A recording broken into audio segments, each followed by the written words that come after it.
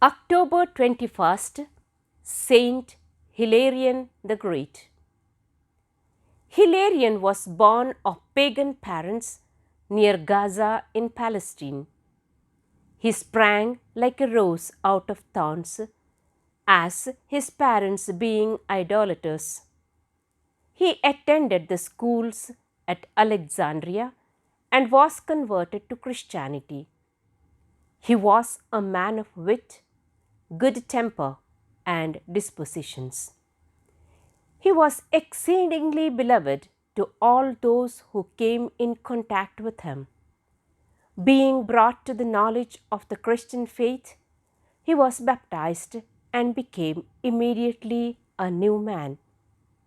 He renounced all the mad sports of the circus and the entertainments of the theatre, and he took more delight in the churches and assemblies of the faithful.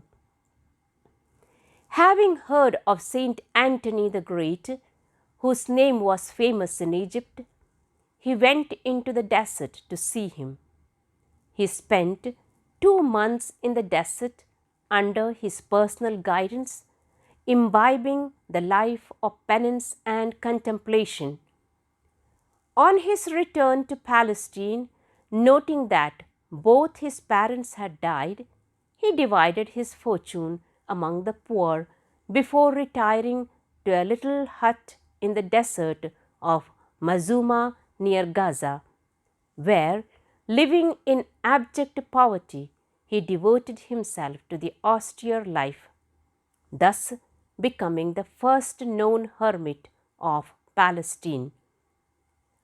For his upkeep, he wove baskets and grew his own vegetables.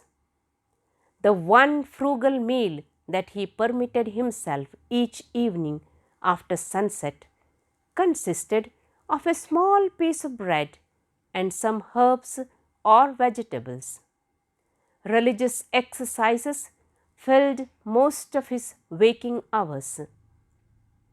In time, God granted Hilarion the gift of miracles, the ability to perform supernatural cures, and to exorcise possessed persons.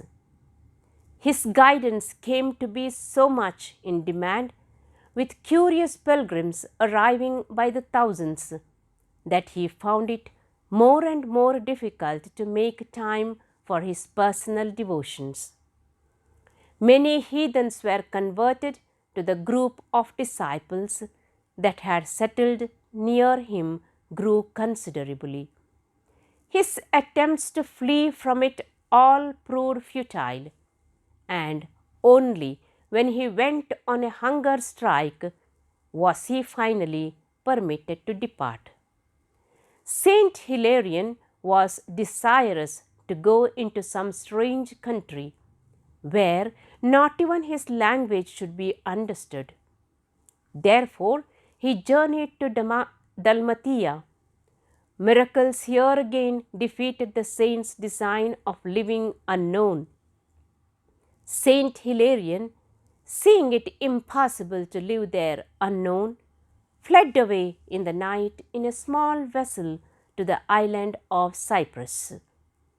His only aim of his solitary life, doubtless, was to shun the distractions of populous places, that, as much as possible, nothing might interrupt the close union of his soul to God.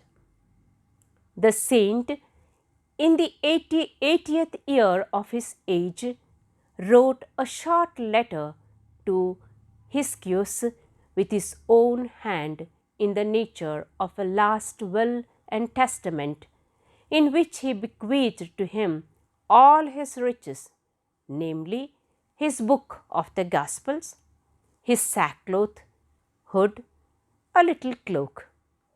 By the time of his death, nothing seemed to remain in him of living man besides his understanding. Only his eyes were still open. At his death, he expressed his sense of the divine judgments. encouraged his soul to a humble confidence in the mercy of his Judge and Redeemer, saying to himself, "Go forth, what cost you fear? Go forth, my soul, what cost you apprehend? Behold, it is now 60 and 10 years that you have served Christ, and are you afraid of death?" He had scarcely spoken these words when he gave up his spirit and was immediately buried as he had ordered. Hilarion is celebrated as the founder of monasticism in Palestine. Much of his fame flows from the biography of him written by Saint Jerome.